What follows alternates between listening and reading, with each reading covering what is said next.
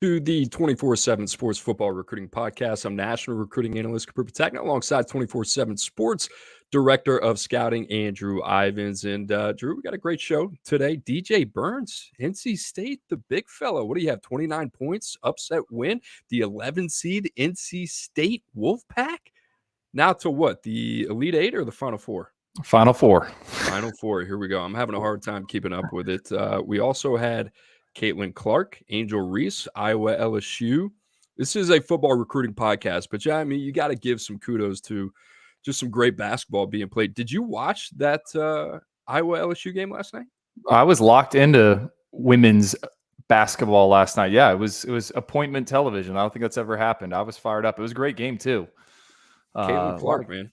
Yeah, she's legit. I mean, listen, I'm not going to sit here and say that I've watched a ton of women's basketball in my day. I haven't. I went to LSU, so obviously I was invested in that game. There's nothing you can do. What she dropped? 40 burger? I think she was close to it, right? Yeah. Had to. Pretty amazing. Guys, like I said, we got a great show. We're going to talk a little bit about DJ Burns. NFL aspirations, interest in DJ Burns, is that real? We'll talk about that here in a second. Ohio State, USC getting rolling. Syracuse under Fran Brown off to a really good start, top 15 start in the 2025 rankings. Also, Warren Sapp, the Hall of Famer, he's going to go be a graduate assistant for the Colorado Buffaloes. We'll talk about that later in the show. And also, Kylan Deere, #1 running back in the country. He comes off the board. So, Drew, let's start with the big man. Like I said, he had 29 points on Sunday as NC State is rolling on to the Final Four. And the reason this guy is interested, and maybe you're a football fan, you wonder why we're talking about DJ Burns. Well, Jim Nagy, the director of the Senior Bowl, he said that DJ Burns has some interest from some NFL front office members. He got text from a GM, assistant GM, also a college director within the hour of posting this on Friday night. And it's a real thing. 6'9", 275 pounds. Drew, I went back. I watched the highlights this morning. Big body that can move. Those guys are really hard to find. And it doesn't matter whether or not you've taken a snap of live action football or not. These guys are going to find you. I don't think it's that crazy that NFL teams actually have some interest in him.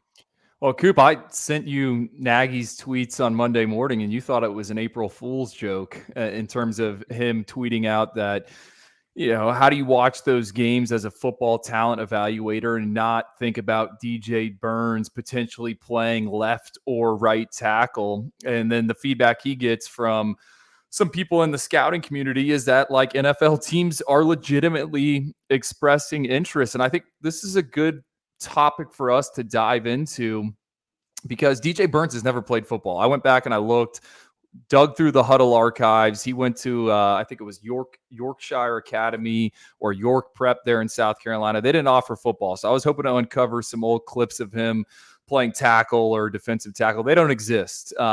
But I think he's a reminder, and let's see if, you know, is this NFL stuff real? Probably not. But it's a reminder that it is a height, weight, speed game, the NFL. And when you're talking about a guy that's listed at 6'9", he's probably closer to 6'7". It's a stark reminder that talent evaluators at the game's highest level are always going to be attracted to these big functional athletes. And even if they haven't played a snap of football. So we'll see. I mean, I don't really believe like DJ Burns is really getting a look at the NFL, but it's certainly notable, I think, for us and what we do. Like size absolutely matters.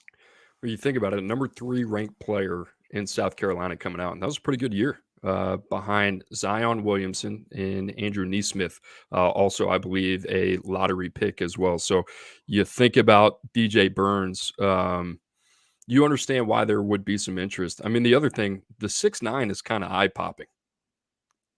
When's the last time we saw a tackle of that size at 6'9"? So it would be interesting. Drew, another player you mentioned here, Jake Witt, kind of interesting background as well. Played basketball at Michigan Tech, transferred to Northern Michigan, walked on as a tight end, then made the transition to tackle. Measured in 6'7", 302. He had a pro day, 4.62 shuttle, 10.3 broad, and a 37-inch vert. Selected in the 7th round in 2023. Just goes to show, right? Yeah, and I brought up that Jake Witt example because there has been a former basketball player, limited gridiron context, that was selected last year in the NFL draft. We go through and study all of these guys, and I remember coming across Jake Witt. Super unique story. Wasn't at the NFL scouting combine, and the talent evaluators were drawn to the measurables, drawn to the testing, and he ended up being a 7th-round pick. I don't think he played as a rookie, was on the injury reserve, but I don't know. It's a fun exercise. And I look, Cooper, at our, top 247 for the class of 2025. We're working on the top 247 for the class of 2026. And, there's some bodies in there that are kind of like DJ Burns in the sense that we know they are special, gifted athletes on the basketball court. It hasn't all come together yet on the football field.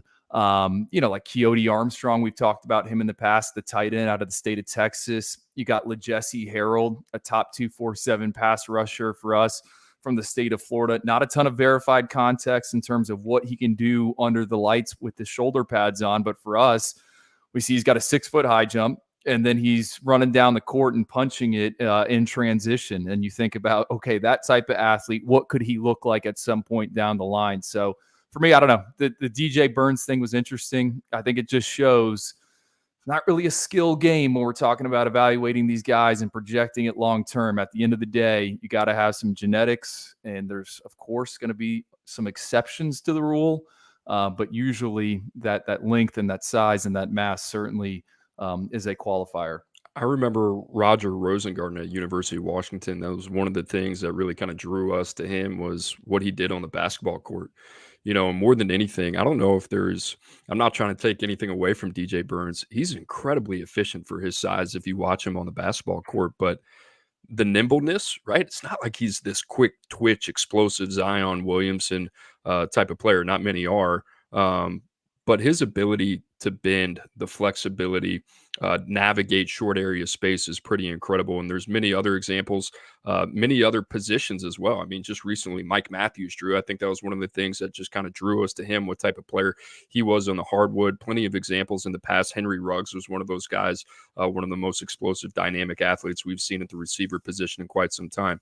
So DJ Burns, we'll see whether or not there's some legitimacy to the NFL interest there. Guys, we appreciate you joining the 24/7 Sports Football Recruiting Podcast. Just a reminder, you can catch us on the 24/7 Sports YouTube channel. You can also find us on X. And if you have a question, right now is the time to submit it, as we will get to viewer questions later in the show. Guys, we ask you to submit questions on the 24/7 Sports YouTube channel if you can. Also, make sure to like and subscribe. That helps the boys over here in the 24/7 Sports YouTube family. All right, Drew, it is a college football recruiting podcast. That's what it's called. And Ohio State is back in the news. They got the number 2 ranked class in 2025. Busy week for them, not only in the recruiting trail, they got a new running back coach as well, replacing Tony Alford and Carlos Lachlan from Oregon. We'll talk about him in a minute. But think about this run, man. Ohio State getting it done. Tarvis Alford, number 7 linebacker in the country from Florida. London Merritt, number 16 defensive lineman, now at IMG Academy. Desi Jones, number 25 receiver in the country. And Deshaun Stewart, the number 29 safety. Like I said, the Buckeyes now up to number 2 in the country in 2025. Drew, a lot of firepower here. 3 of those guys are in the top 247. Deshaun Stewart, not far off, right? One of the highest rated 3-stars there is as well. Out of all those names, Alfred, Merritt, Desi Jones, Deshaun Stewart, is there one of those names that kind of jumps off the page to you? Well, I watched all of them over the weekend, and I had sent you a message. I think it was on Saturday or Sunday. I'm like, all right, Ohio State, this is a weekend for them. How about Deshaun Stewart, the safety? Didn't have a ton of exposure to him.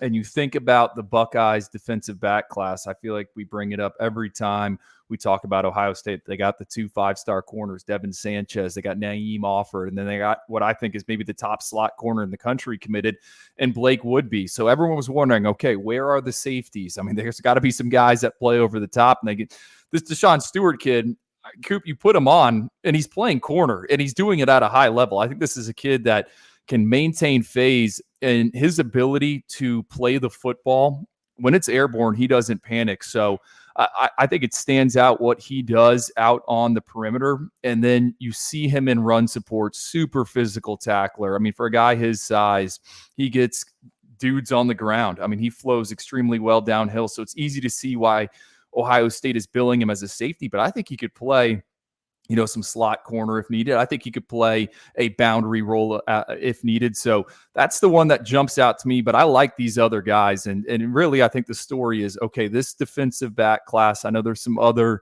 pieces floating around out there, but this thing is absolutely loaded. Yeah, Naeem Offert, Devin Sanchez, right? You think about Ohio State, I think being one of two schools, the other one being Oregon when it comes to Fahim Delane as well. Drew, just on Deshaun Stewart a little bit, play style wise, I want to make myself very clear.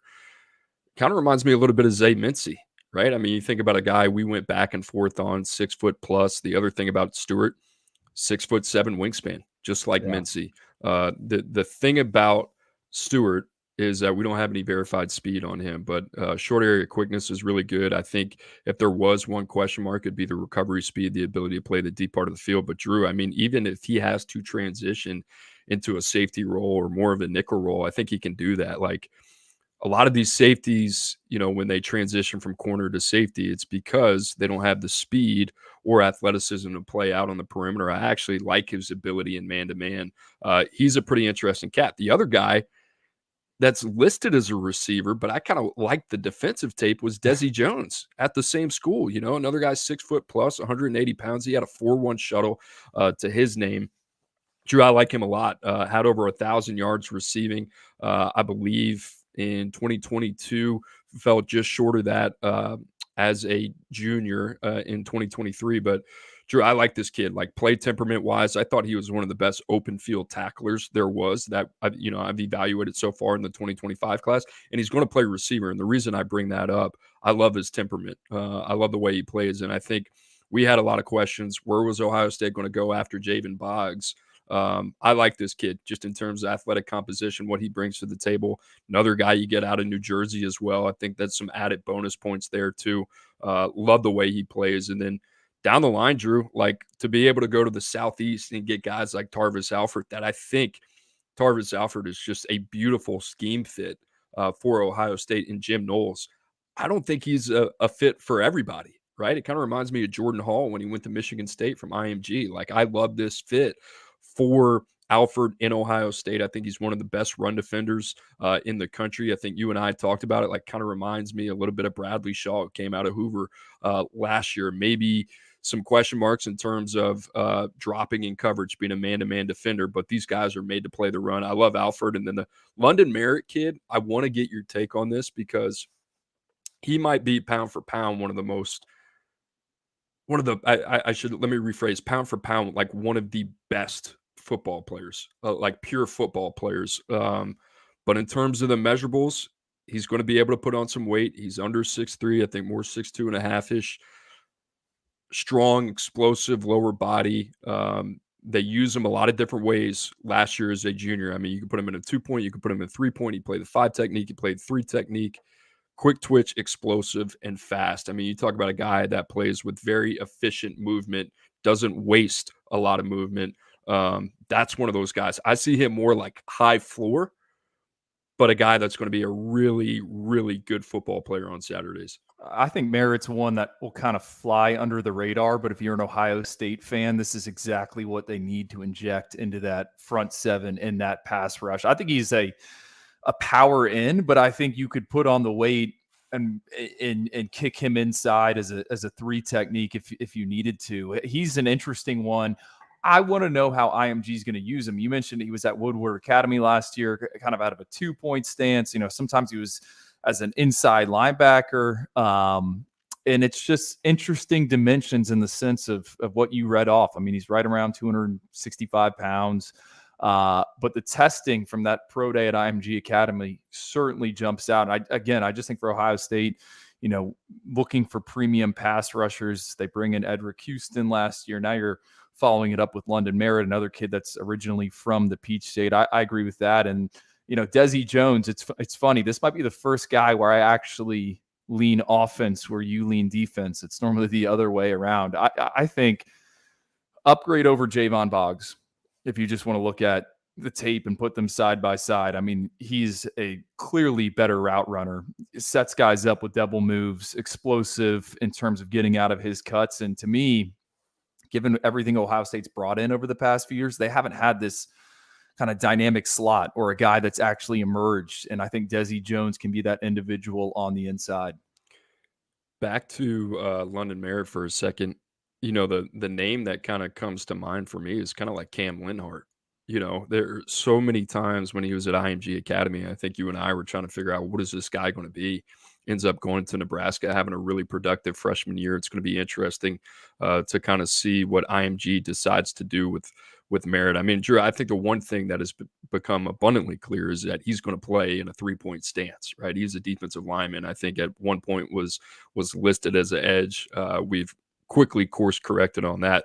That being said, Drew, like pound for pound, quality wise, in terms of what Ohio State's bringing in, I mean, these are really, really good football players. Ohio State just year after year continues to just kind of elevate the ceiling of their team, but at the same time, like, you don't feel like a lot of these are like risky takes. Like these are good football players that I think not only can contribute over the long term, but I think a lot of these guys could potentially play early as well.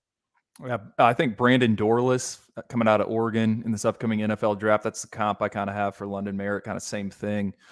Versatile guy up front. Could play in a 3-4, can play in a 4-3. No, I think you are right, Cooper, in terms of elevating that floor. And hey, here's the other thing. Ohio State, 2 of the top 15 ranked prospects in Florida are now committed to the Buckeyes, and Alford and London Merritt. FSU's got 2 inside the top 15, and then it's kind of wide open. The Big Ten seems to be finding some success in the Sunshine State. And Ohio State probably isn't done. Jamie French, Vernell Brown out there. Florida, once again, being good to the Buckeyes. All right, you ready to talk about the hottest team in college football on the recruiting trail right now? That is the USC Trojans, now ranked inside the top 10, the number 9 ranked team according to the 24/7 Sports composite team rankings. Well, it's another weekend for Lincoln Riley and the boys, Drew, as they're getting it done on the recruiting trail. Top 247 linebacker Matai Tungai. I believe I got the pronunciation right. If I did not, I will go back and correct that. I should have reached out to our boy Chris Trevino with 24/7 Sports, but we'll talk about him in a second. Big pickup there. They also pick up 3-star cornerback Treston Castro, along with Riley Wormley, 3-star running back out of Texas, Southlake Carroll. And Drew, let's start with Matai Tungai. This guy is pretty fascinating. I mean, you talk about a football player in every sense. He's one that we're just flying blind on, just in terms of the information or lack of information that we have. Plays a little bit of safety. They kind of put him in this positionless role at outside linebacker. He pretty much gets whatever he wants. I mean, you talk about a fluid athlete that plays with explosiveness as well, lives behind the line of scrimmage, rangy. I love kind of the positional flex that he offers, and I love I would say, physical temperament that he will add to USC's defense. The biggest question I have, to be the skeptic, is one, what does the frame look like? Just because we haven't seen it, and Greg Biggins has, by the way, and everything that Big E says is that it checks out. The other thing is, can he bang between the tackles, right? And especially when you're going to the Big Ten, it's going to be a little bit of a question mark. But he kind of reminds me of Asa Turner, who we had at Washington, now with the Florida Gators, but a more souped up, more athletic, more physical version of Asa Turner. That being said, I love this get for USC. We've talked about them needing to do a better job on the West Coast. This is a big feather in the cap for Lincoln Riley and the boys. I mean, all 3 of these commitments are, you watch them and it's like, these are the players that USC and Lincoln Riley need to get. And we went heavy last weekend, and then for good reason, about them getting Justice Terry and Isaiah Gibson. Those were monster wins, but USC, which has been living heavily in the transfer portal, needs to build out this roster. And I think if you look at these 2 defenders, I want to talk about Tristan Castro. I mean, Greg Biggins has been hitting me up hey, watch this kid. He tested exceptionally well at the Under Armour camp in LA.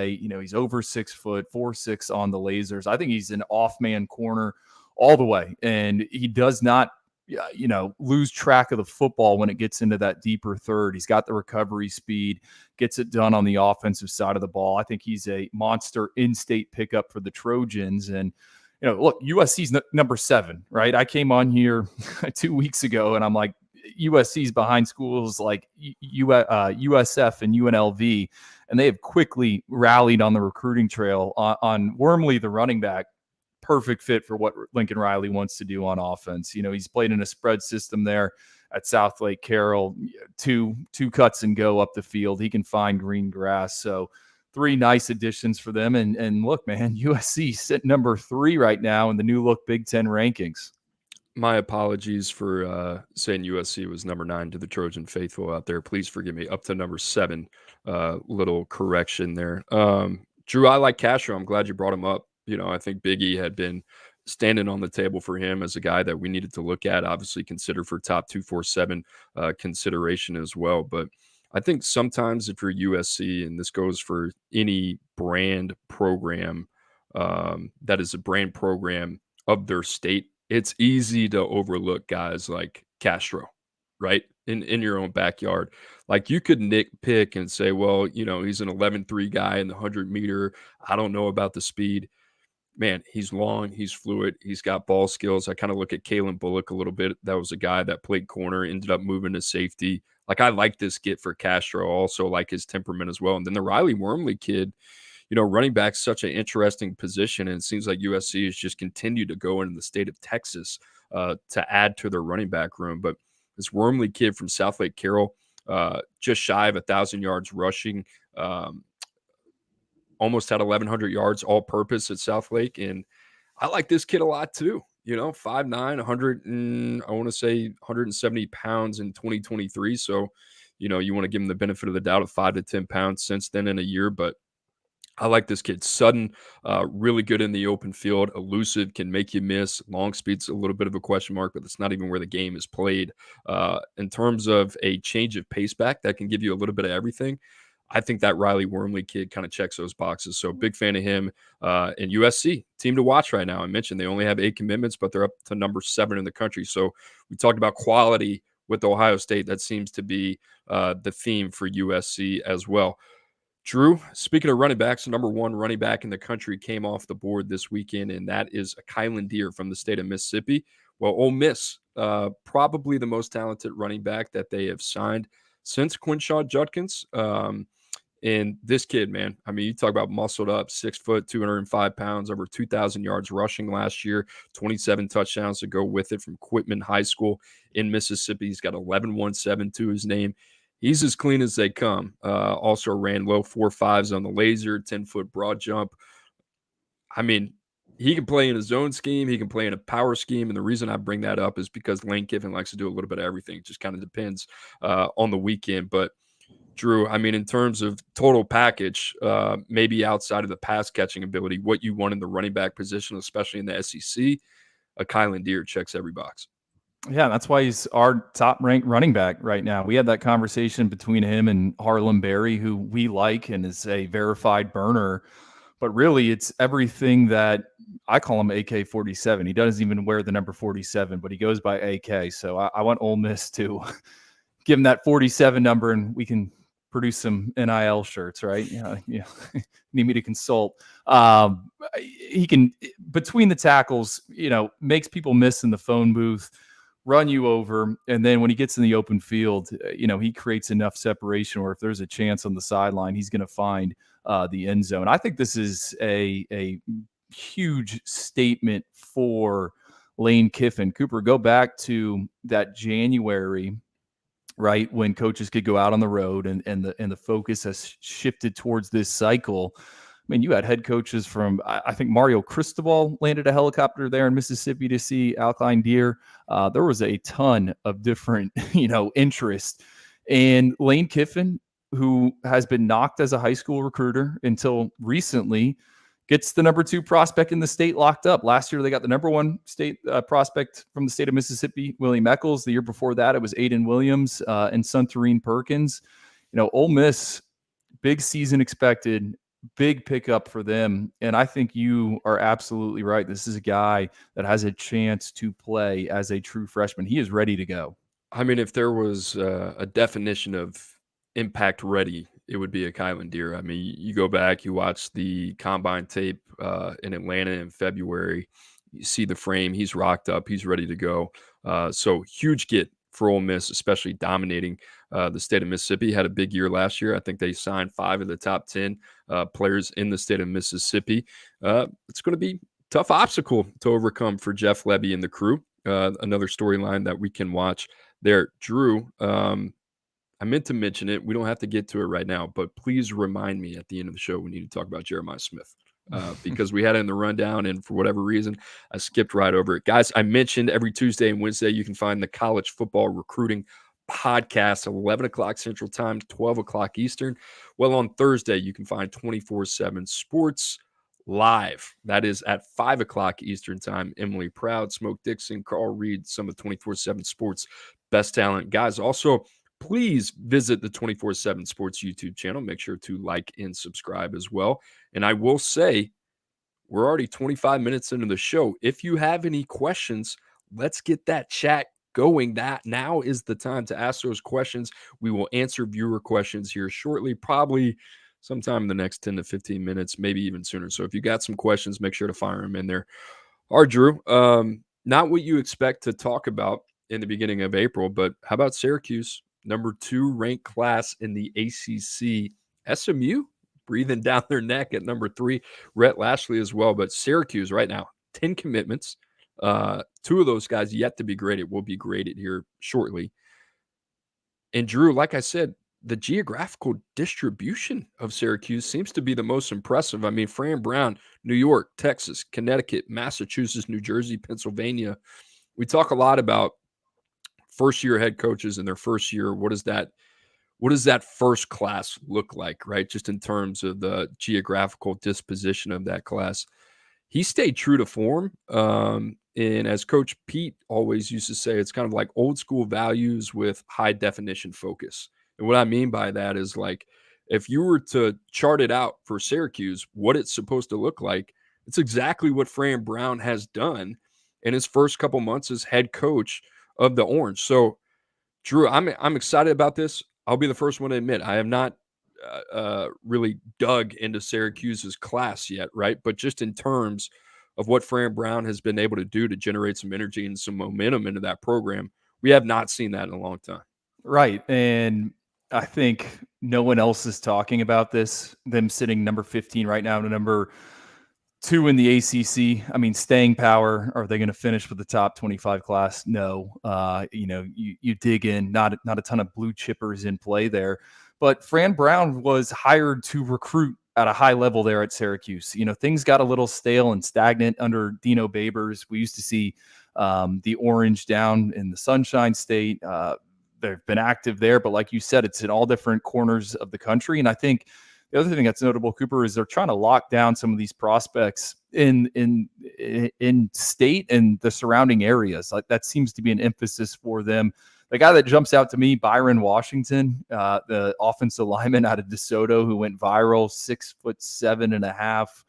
I think he's listed at 360 pounds. I think he'd be maybe a little bit heavier than that, but it's a fun recruiting class. I've watched it. I think it's a lot of guys with developmental upside. We'll see how they finish. I know Dwayne Galloway, top 247 defensive back out of Ohio.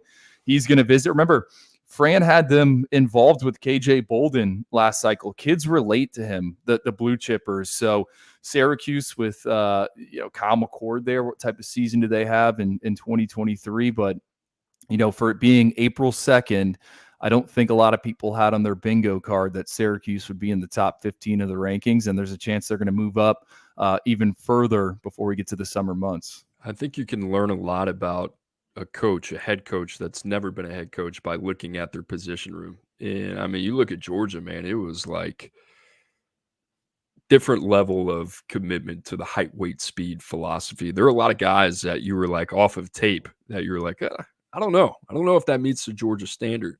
You look at guys like Julian and Humphrey who had just elite testing measurables, right? Everything that you wanted that kind of fit that mold. Fran Brown was committed to that process, seeing it through, and then obviously a lot of confidence when it came to player development in his room. Syracuse, I mean, if you want to look at a team that's going to be fascinating from a roster construction standpoint, like I love this for Syracuse, right? Because it's going to show, like, hey, if we're consistent with this over 2, 3, 4 years and what this looks like, it's kind of what we saw at Baylor and at Temple with Matt Rule, right? I think you can exploit some things in an ACC conference right now. That's just kind of like, who knows, right? Outside of those top teams, I think there's some room to really kind of make some noise. So Syracuse is going to be a team to watch under Fran Brown, already getting it going on the recruiting trail. That's probably not going to be the last that we hear from him either. Colorado in the news, just like they always are. And Drew, this time, Warren Sapp, he's going to be joining the staff at Colorado as a graduate assistant. This is pretty interesting. He'll be joining as a graduate assistant, but referred to internally, I believe, as a senior quality control analyst. I want to go back and make sure that I have that can you title right. you got to explain this to me? So break it down. What does So that mean? I called you before the show and I said, hey, there's some really interesting things going on with this. All right, so not only is Colorado getting a Hall of Famer in Warren Sapp, but what they've done here, you got to give them a little golf clap. It's pretty, I would say, what would you call it? Crafty, right? That would be the Innovative. right word. Yeah. But they're hiring Warren Sapp to essentially a graduate assistant role. And what that means is that Warren Sapp can be hands-on when it comes to coaching. What I mean by hands-on is that he can literally be a coach on the field.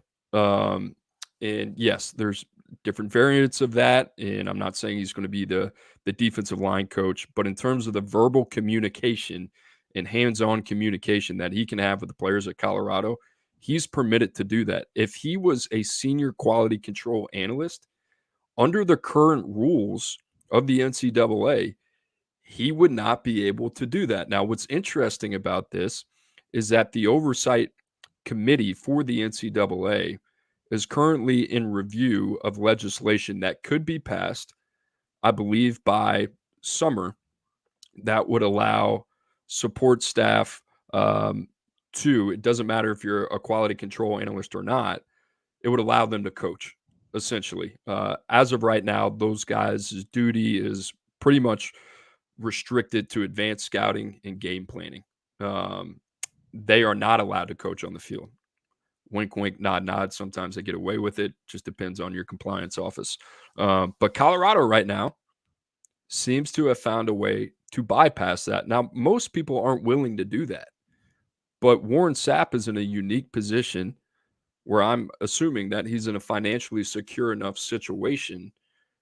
And then the fact that with very little coaching experience, yeah, he's going to be a guy that will be leaned on a lot, but his ability to now be an on-field coach as a graduate assistant, that's a huge benefit for Colorado. And it's very smart strategically by Deion Sanders to be able to think ahead and say, hey, I need this guy on the field. I need him communicating. That's where his value is. This allows Warren Sapp to do that. Do they get a recruiting bump from Warren Sapp? Gold jacket, does that help? Doesn't hurt. Doesn't hurt. I mean, you think about Jason Taylor in Miami, Yeah. right? It doesn't hurt. I mean, I think anytime those guys can go into a room and understand that they're going to have the unique experience of being coached by one of the best to ever do it, it does not hurt. And it doesn't hurt for Deion Sanders to be able to sell it at a position that's going to be critical for them if they want to compete at the highest level of college football. They're going to have to get the line of scrimmage right. So I think it's a heck of a move by Deion Sanders and company. And correct me if I'm wrong here, with him being a GA, I'm sure they could apply for a waiver and Warren could go out on the road. You know, we know Prime's not doing the in-home visits. Maybe Warren Sapp wants to do them. Hey, any way you can add value. The other thing is like if this new legislation gets passed, 11 countable coaches. That can be anybody, right? So Warren Sapp, yeah, he could get the nod. Could go a long way. So we'll see. All right, Drew, I missed it earlier. I want to make sure I don't miss it now. Jeremiah Smith continues to grow his legacy in the offseason. Guy hadn't played a snap yet, but the hype is real, and I'm glad that it is real because he was the number one player in the country in 2023, the first ever receiver to be ranked number one. And you don't want to jump to conclusions, but obviously, I would say a little bit validating that we've heard so much positive buzz about Jeremiah Smith. And Drew, they had a scrimmage in Columbus, believe over the weekend, and Saturday. It was Jeremiah Smith who was the star of the show. You see the clip of him going up and grabbing that football? I did. He had a couple of them. I think he had like 3 contested catches that you were just like, if you've been watching the guy, I don't think it's as much as a surprise, but you do get a nice rush of watching other people who've never seen him see him for the first time. That's like that's a feeling within itself. Well, that's what I was going to say. The one where he kind of tracks back to the football and turns around and catches it like at his waist as he's jumping. It's like, I think I've seen Jeremiah make that catch like 15 times over the past 3 years. Like I've seen that. That's in his repertoire. Like that's nothing new. That's what you get. I'm going to say this, Cooper, right? Ryan Day, the Columbus Dispatch put out a story. It's making it seem like Jeremiah Smith could potentially start. I don't know the exact lingo that Ryan Day used, and he prefaced it with, I'm going to be careful about what I say, and then basically hinted that there's a good chance or a chance Jeremiah Smith could start. I think I finally feel good about Jeremiah Smith. You remember our conversation at the All-American Bowl? We were eating breakfast, and I'm like, I don't know, man. Is this too good to be true? And, he's living up to the hype early on. First or fastest true freshman to ever lose his black stripe there in Columbus. My question to you, what should we expect from him on the field in 2024? Because I went back and I looked, like, best freshman receiver season of all time. Hard to find that data. But Michael Crabtree, man, back in 2007, like this is a record that's never going to be broke. Crabtree, 134 catches for 1,900 yards and 22 touchdowns as a freshman in 2007. I don't expect that. I mean, that was Mike Leach, Graham Harrell. That was the pinnacle of Texas Tech and that Red Raider offense. No, I would say what you could expect for Jeremiah Smith is, it's, I think, more of what Ryan Day is alluding to right now. And he said, I want to be careful with how I preface it. I think that has more to do with leveling expectations for Jeremiah Smith. There's a lot to be expected of the number one player in the country. Like I mentioned, the first receiver to ever do it as well. That being said, Drew, I think outside of the ability, it's the professionalism and the maturity of how he approaches the game that makes me so confident in what he can be early on in his career. And, we throw the word around a lot in generational. And I think Marvin Harrison Jr. Was certainly the recipient of being described in that manner. And I love Marvin Harrison Jr. I went back. I watched Marvin Harrison Jr. in high school. I watched his workout. Jeremiah Smith is different. Marvin Harrison Jr. is going to be a top 5 draft choice. He's going to be more than likely the number 1 receiver taken off the board in this year's NFL draft. This kid is, Drew, you compared him to Calvin Johnson. For whatever reason, I went back and I thought to myself, Calvin Johnson, coming out of Georgia Tech, he was the you remember like some of the things about him showing up at the scouting combine, had to borrow somebody's cleats, then ripped off like low 4.3s or high 4.2s, right? I think it was like a 4.28 maybe. Jeremiah Smith is special, and I don't think there's any reason to say that he's not going to continue to do what he's done. And not only is he that from a physical standpoint, but everything that I said, just in terms of the maturity off the field, it resonates with how he plays the game. He plays the game exceptionally fast. He's exceptionally strong at the catch point. The way he gets in and out of breaks is incredibly efficient. He is a pro. And that's what I love about Jeremiah Smith. There's no part of his game where you're like, hey, you know what? When he gets to the next level, he's got to work on this. Even though you know he's going to improve and all those things are going to go from, yeah, maybe he's at 90% now and year over year it's going to get closer to 100. That's not how many people walk into the college game. So I have very, very high expectations for Jeremiah Smith. And I think it's the worst kept secret in Columbus that this guy is going to be heavily involved day one in their offense. Hey, two other freshman wide receiver news, because I was looking this stuff up. Micah Hudson at Texas Tech, missing spring practices. That's unfortunate. 5-star wide receiver for us, highest ranked signee ever for the Red Raiders in school history. I guess he's not going through spring workouts. And then you know who else is creating a ton of buzz? Cam Coleman at Auburn. Ton of buzz. Their spring game is this Saturday. I think it's 2 Eastern time. That'd be 1 Central on the SEC Network Plus. You want to talk about appointment television, Cooper? You know, it might not be Caitlin Clark, Angel Reese, but we got it. We got the DVR in the Ivins household geared up for the Auburn spring game. It is funny to be like, you know, it's our job. It is funny when you're like, you've been watching these guys for the last 2 years and then they get to college and then you see tweets like buying all the Cam Coleman stock. It's like, all right, come on, man. You know, you're buying the stock in the number 5 player in the country that a program hadn't had a 1,000-yard receiver in over 20 years. And Cam Coleman, the other thing about him, is he even 18 yet? No, I don't think so. Yeah. So talking about any other year, Cam Coleman would have been receiver 1. I don't think it would have been relatively close. It wouldn't have been relatively close this year. Okay. And here's the last thing on the receivers. I don't know how we'd get here. Bryant Wesco apparently getting some rave reviews out of. Uh-oh. I know. Well, here's my thought. Bryant Wesco turning heads at spring practices. You know who's not there? TJ Moore. So wait till he gets there. Yeah.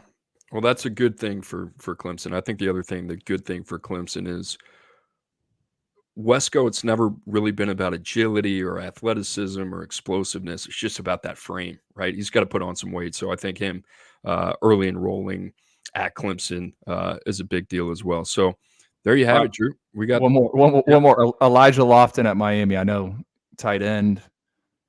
Mario Cristobal comparing him to same mindset as Francis Mauanoa, Ruben Bain, who obviously made big plays as freshman. Lofton finished tight end 10 for us. Guy we tucked in at the top 247. And the big reason why is because we just thought he was a really good football player. And guess what? He's also getting snaps at running back. You mentioned it, that he was a really good football player. I believe I mentioned when he was in high school, hey, is there any chance that this guy could play running back? I love the fact that Miami's kind of toying with his versatility because I do think he is short yardage. He can give you something there. We saw him work out at Bishop Gorman at running back. He's just the perfect little chess piece, man. You can use him in the passing game. You use him in the running game. Yeah, like he'll bang in line as well. Like, dude, the more I think about him, I'm like, man, like that guy in like a Kyle Shanahan offense would just be awesome. You know, an offensive play caller that just had that type of creativity. So there you have it. A little early buzz on some freshmen: Jeremiah Smith, Cam Coleman, Bryant Wesco. Who was our last one? Elijah Lofton, Miami. And I know Miami fans, a lot of Miami fans in the show as always. Got to be happy about that one. All right, guys, now it's time for viewer questions. If you are just joining the show 45 minutes in, please make sure to like and subscribe. Remember, you can find the Oyster Boys every Tuesday and Wednesday on the 24/7 Sports YouTube channel. Get active in the chat. If you have a question, you can also put a question in on the 24/7 Sports YouTube channel. I keep talking about the 24/7 Sports YouTube channel. All right, now time for viewer questions. Drew, it's funny. I got a question about this from a buddy this morning. I got a phone call about this. What's wrong with Oregon's recruiting? I'm gonna have to look it up right now. But I'm like, I remember my friend called. I'm like, what are you talking about? Like, hey, he's like, what's going on? What have you heard? Oregon right now. Let me scroll down. Ranked number 25 with only 4 commitments in the class of 2025. And remember, it's April 2nd. Dallas Wilson, Achilles Smith, Matthew Johnson, and Chavez Thompson. All right, 3 of the 4 of those are in the top 247. Okay. Well, can I say this? I would take. I don't know. Think all 4 of those guys sign with Oregon. Like, that's just me reading the tea leaves. And some of that might be by design. So really, where is this class is what I'm saying. I don't know. I can't tell you that. Whether or not Dan Lanning and his staff, at least through the first 2 cycles, have built up enough cachet for me to say in April that I wouldn't necessarily be concerned about this. That's all I can really say. I think these guys have proven over the last 2 years that they're very dialed when it comes to talent identification, evaluation, knowing the market, and then understanding kind of where to attack in the transfer portal as well. So, first time my attention's been brought to it, but like, where would I be on the panic meter if you're asking me of a top 25 ranked class in April? I think it'd be very low. I think there's some factors here. Oregon recruiting very national, not an easy place to necessarily visit all times of the year. And they've gotten some of these guys out on campus, but to me, you look at expected official visitors in June, and that thing is absolutely loaded. Zaire Addison, offensive tackle out of Florida, multiple tight ends, Nate Robert, Lincoln Cure, Deshaun Brame, Malik Autry set to take an official visit there, our number 34 player in the country. I'm with you, Cooper. Limited panic right now, and I think Oregon is a team you definitely got to watch for DJ Pickett. So more of a longer burn, I think, right now for the Ducks, but it seems like I always feel like they get hot in the summer, and that's me firing from the hip. I don't know if I have that in front of me, but that's usually the case. All right, consensus is a little bit too early to panic for Dan Lanning and the Ducks, so we'll keep an eye on them. I think, the other thing is like, hey, man, the standard is high in terms of what they've done over the last 2 years. They've raised the bar. Obviously, Ducks fans expecting a lot there. Next one, living rent free in UT. Welcome back, my friend. Not so much a question, but just wants to bring our attention that it's a huge recruiting weekend for the Longhorns. Jamie French, DeCorian Moore, Kalik Lockett, Jordan Davison, KJ Lacey, Trey Hoon. A lot of firepower on offense. I believe KJ Lacey was on the Plains this weekend, as our friend Christian Clemente reported. Drew, I texted you. Not to veer off here, but I think that is obviously a storyline to watch, as we've alluded to over the last couple of weeks. What happens with KJ Lacey? What happens with Keelan Russell? I think it's notable KJ Lacey is going to be back on campus, but Drew, I mean, you talk about some of the best receivers in the country. I mean, there they are, right? DeCorian Moore, Kalik Lockett, that's number 1 and 2. Jamie French, not far behind. This kind of seems what we have come to expect from Steve Sarkisian when it comes to the offensive skill positions. Yeah, and the more this goes on as well, like Kalik Lockett's kind of being one of those prospects for me personally, internally. Okay, where does his recruitment go? In-state, out-of-state, USC, Penn State have been involved. I want to see him or I think it would be exciting to see him in a Steve Sarkisian offense. They move him around, scheme him up touches. I get excited about that potential marriage, and living rent-free in UT is absolutely right. I mean, what is that? Our top 3 ranked receivers right there, French, Moore, and Lockett? Yeah. Got to double check on French, but Moore and Lockett. Where's Cunningham? Is he 4? He might be 4, yeah. Yeah. Okay, Drew, this next one's for you because I feel like we've answered a lot, but every time that it comes up, I feel like we have to address it because it's important. Skip asks, why is there so much emphasis on these camps? On-field performance with pads should say all you need to know. Well, I think, it was funny. I had to do a Q&A last night, and one of the questions was, okay, what camps matter for you guys, and let's be crystal clear, 24/7 Sports does not run any camps. We do not have athletes pay for us to test or anything like that. We invest a lot of time in covering the Under Armour Next Camp series because that is one of the only events that goes around the country and gets third-party testing and measurements, right? It's the same. We subscribe to the same service that your favorite college subscribes to, and it's a database where you get unlimited pools of info, and it's all verified. It's all third-party. And that's really, the one we invest a ton of time in. We also, the Elite 11 regionals, those guys have always been good to us. Obviously, the Elite 11 finals. And I think the only other thing that has our logo on it that we've approved is the National Combine, which coincides with the All-American Bowl every year in San Antonio. That's because we're partners with them for the game. Why is it important? I mean, why is the NFL Scouting Combine important? I mean, this is an opportunity for us to get measurements on these kids, see them in positional drills, how they move around, and, on-field performance and pads should say all you need to know. I would absolutely agree with that. At the end of the day, the tape is king.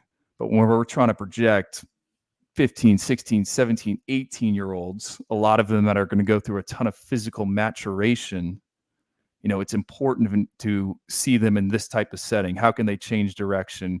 Some of these kids are being projected to play a position they've never played. Some of them have never been coached. Some of them have only been playing football for 1 year. So do not think that tape does not matter. For us, when we go out to these events, we're trying to match our eyes up to what we're seeing on the huddle, what we're seeing on the NFHS network.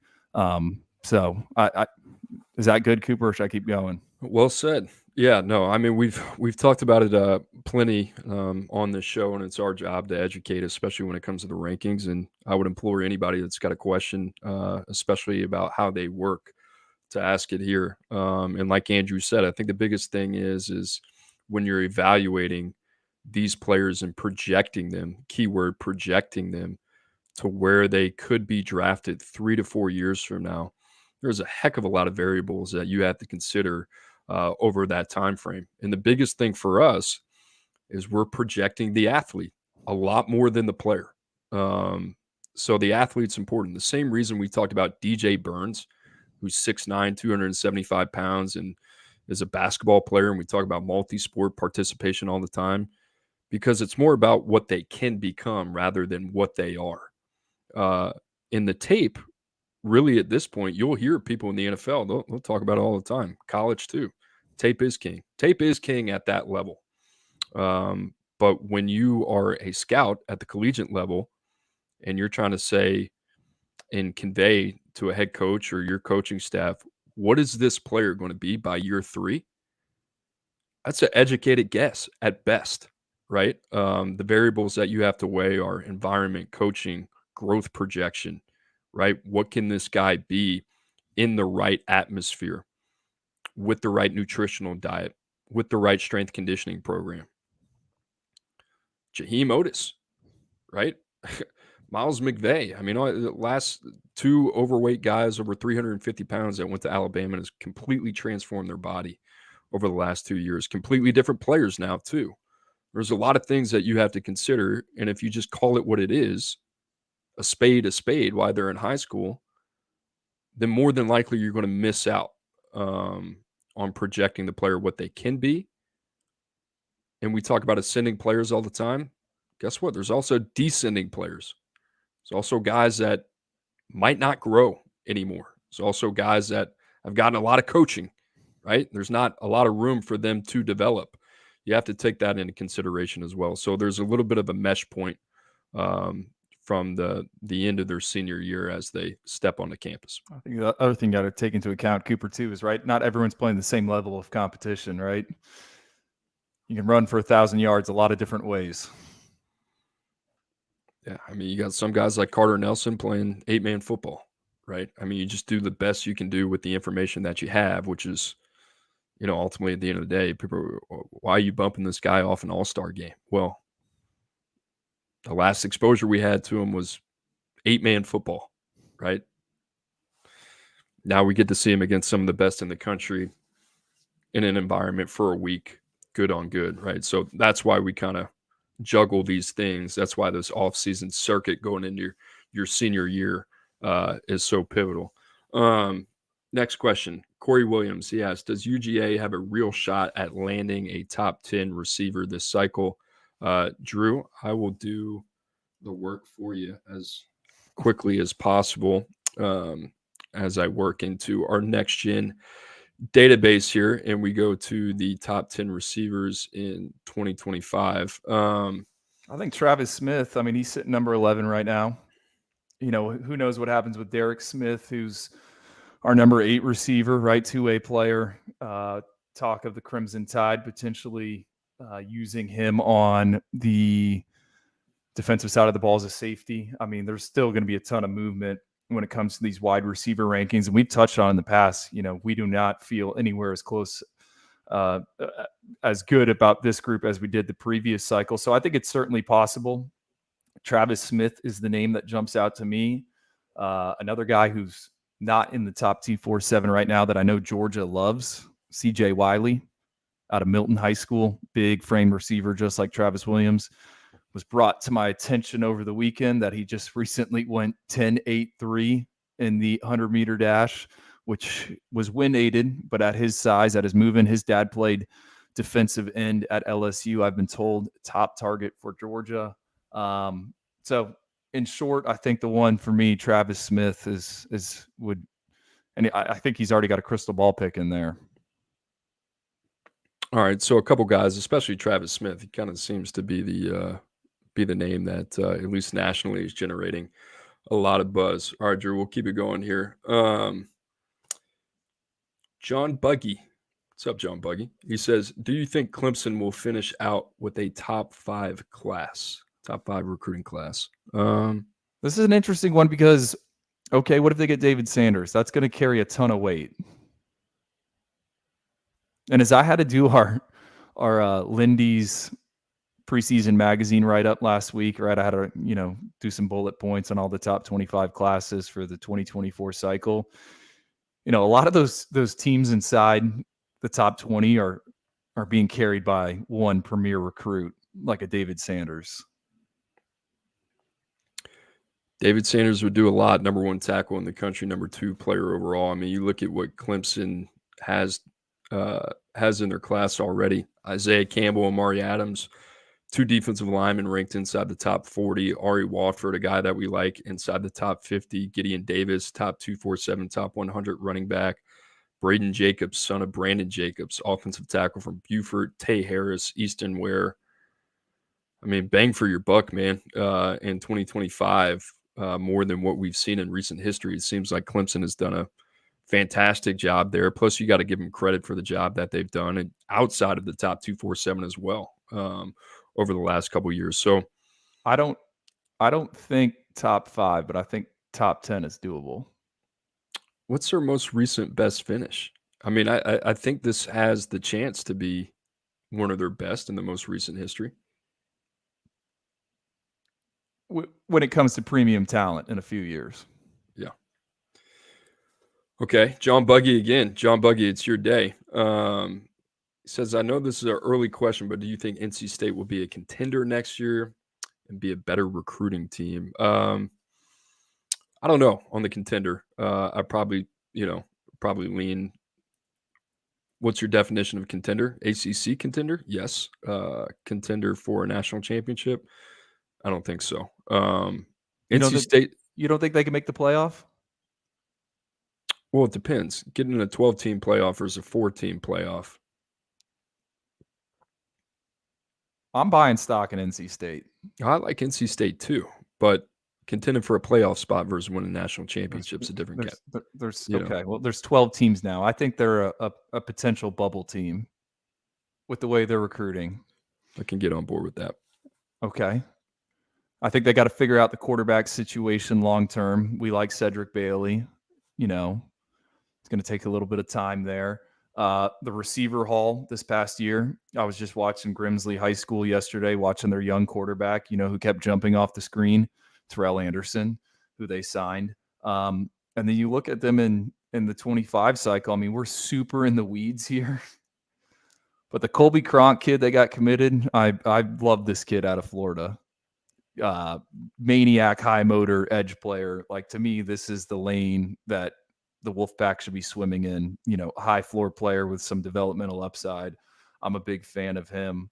And then just going through some of the other guys that are going to visit. Like, I think I like the operation that's set up there when you look at the roster. Elijah Groves last year, top 247 linebacker. We like, obviously, Kevin Concepcion coming off a fantastic rookie year, freshman year. Terrell Anderson you mentioned, but you think about pairing Terrell Anderson with Noah Rogers and Kevin Concepcion, and we'll wait and see with Noah Rogers, but I'm excited about him. I mean, it was a guy that we really liked in the 2023 cycle. I don't know. Like, I've talked about it before. Missouri's kind of the team that I kind of compare them to. Like, I feel like NC State is kind of, you look at Missouri, Ole Miss, now NC State, transfer portal, NIL is just kind of giving them a different level of momentum. I'm not sure if the program would be able to sustain in traditional college football. Didn't even bring up Jonathan Paylor.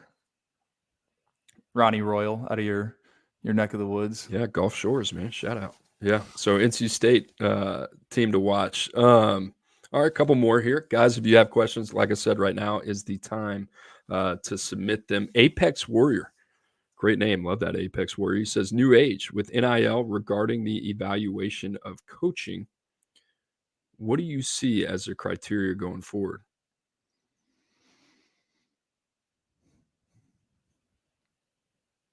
Not sure what's being asked.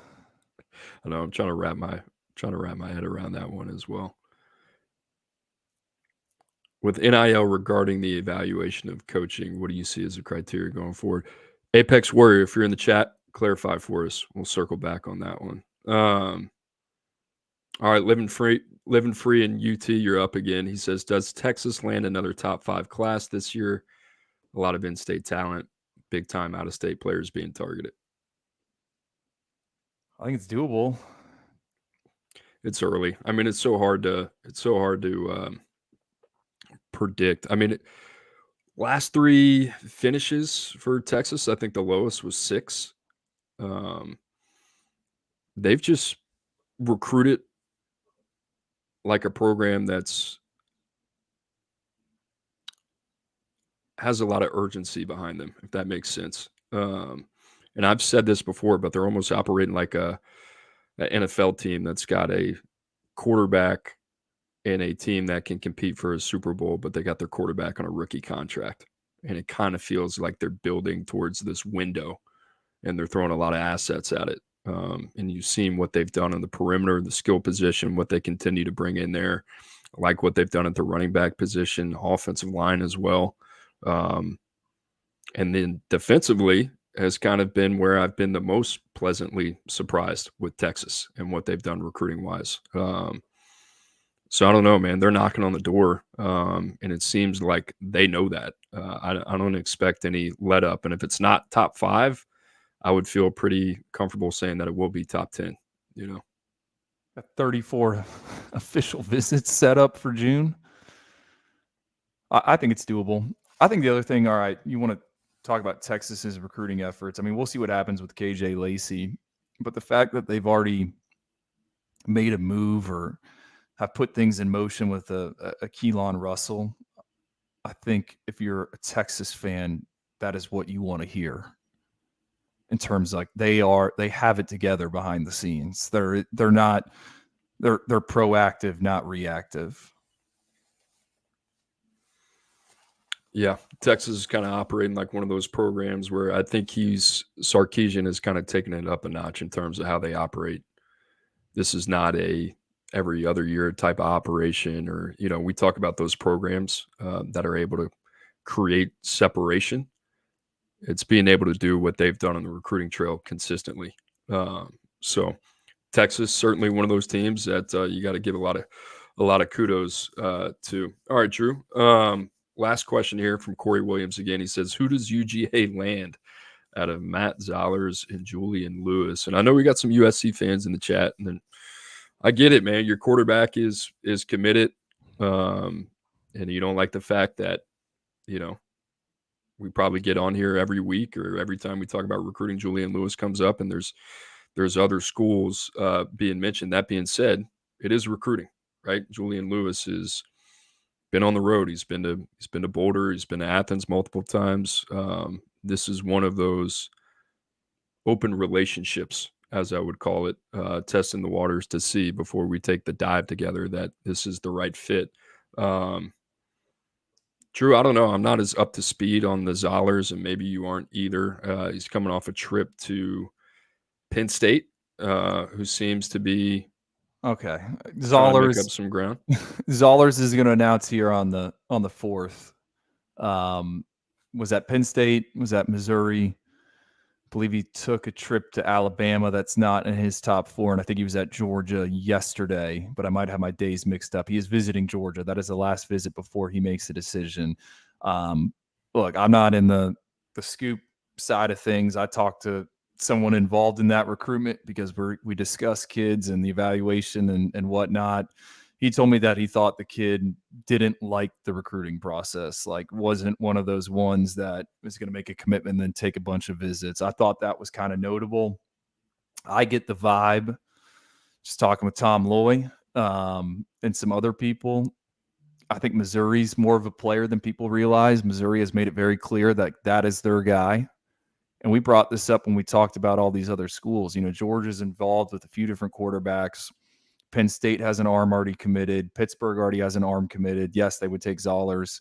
But like Missouri's pitch, Eli Drinkwitz is, you are our guy. Like we haven't even expanded to another option yet. You're kind of the guy we want. So I don't know. I think Georgia, if I had to choose between those two, which one do I think Georgia lands? I think it's Matt Zollers. On the Julian Lewis thing, could you also see him sticking at USC, Cooper, as they assemble this class?